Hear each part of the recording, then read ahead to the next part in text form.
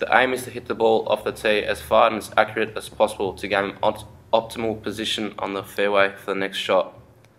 The skill requires large muscle groups with the use of fine wrist movements, which put the skill on the gross/fine motor skill continuum. It is a discrete skill which requires one distinct movement having an identifiable beginning and end. It is a closed skill because the performer initiates the action.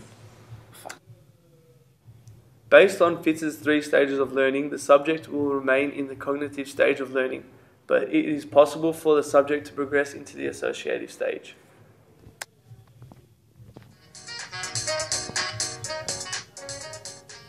When gripping the golf club shaft, you want your hands to be in a neutral position where the palms are facing each other like in a natural stance, where your arms hang down and palms face the body. Starting with the left hand, you should place the club diagonally across on the lower palm. When the fingers are closed, the 3rd, 4th and 5th finger should be primarily responsible for gripping the club in the left hand.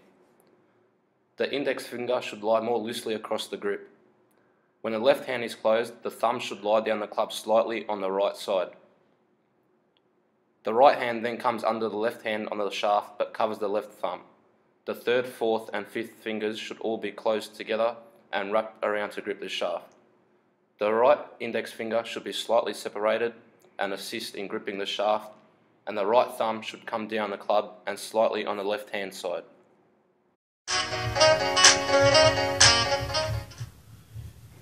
Position the club head behind the ball in the direction you are aiming for. The feet should be shoulder width apart and lined up with the club. Arms should be fully extended to the ball with a straight back and slightly bent knees. Head and eyes should be directly facing the ball and kept still.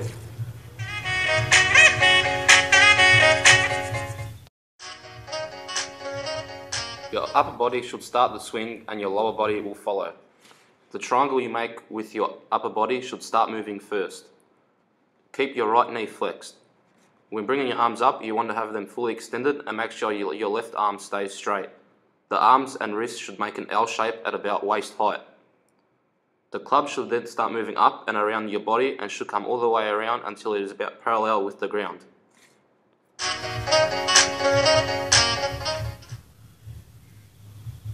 Once you reach the top of the backswing, you should start coming down in the same motion at a similar speed so it doesn't throw the club offline. Your hips and chest should start also unwinding. The wrist and arms should maintain their L position just before ball contact to generate more power. At the time of impact, you want to make contact in the middle of the driver so it should feel like the sweet spot. The wrist should snap to generate extra power.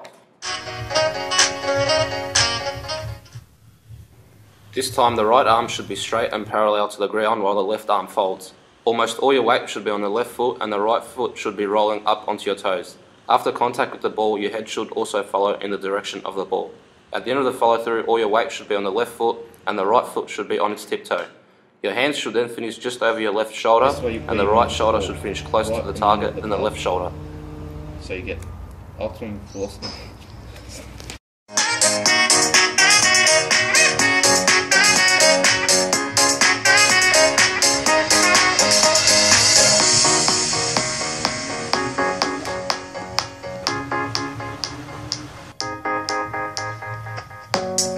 Every drop feels like eternal gold, and every touch feels like another.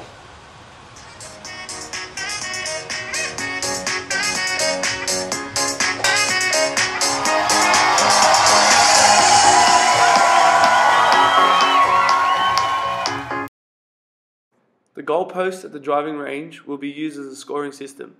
The learner will have 20 balls to hit using the footy goals as a target, which is 150 yards away. Maximum points available are 120, with the scoring system as follows: gold 60, silver 40, and bronze 20. Points are awarded only if the ball crosses the goal line on the full. However, for the first 2 weeks, we will focus just on accuracy, so the ball doesn't necessarily have to go through the goals on the full. 6 points for a goal and 1 point for a behind.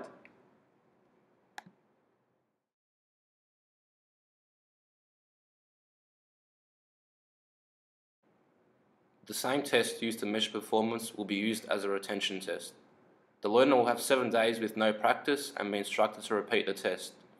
This will determine if the subject has learnt the skill.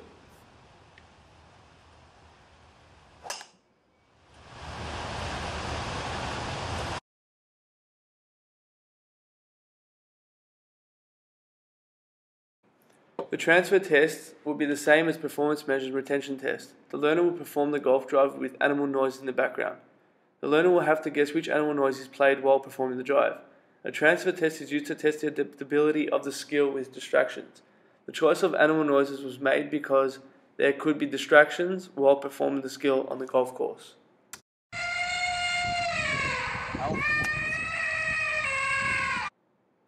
The trainer demonstrates each drill correctly before the subject. This will allow the subject to have a visual understanding of what the movement should look like. Verbal cues include comfy for stance, thumbs down for grip, L shape for backswing, snap wrist for downswing, and smooth for follow through. Enjoy. Remember to bend your knees, mate. That's better. Knowledge of results is hard to determine in a golf drive because there is no distinct position of the ball. You could, however, say, for example, the ball travelled too far left and onto the rough. However, knowledge of performance can be used where the instructor will inform the subject of the movement of the drive and will give technique advice, such as your right foot left the ground.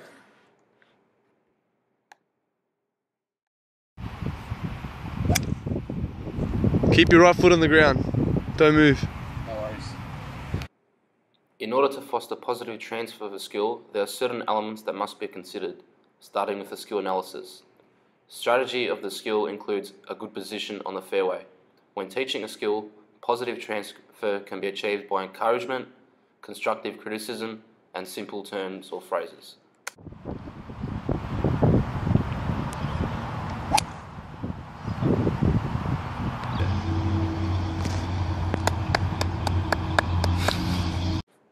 The learner trained 3 times per week for 4 weeks using a block practice fashion. This was followed by 3 weeks on the driving range and the final week on the golf course. During practice, non-regulatory conditions were changed as the regulatory conditions were unchanged, as the golf drive has no inter-trial variability. Block practice was used as the learner is a novice, and this provides low contextual interference, which should eliminate distractions. As the golf drive is a closed, discrete skill, mass block practice was used. The first session, we will get the learner to perform the golf drive based on how he thinks it should be like.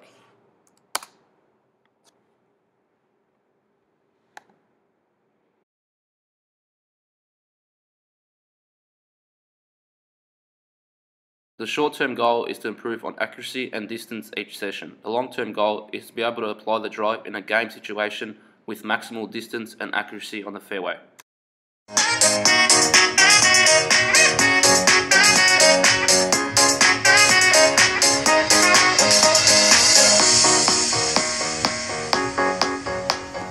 Start the backswing, you dickhead. Every drop feels like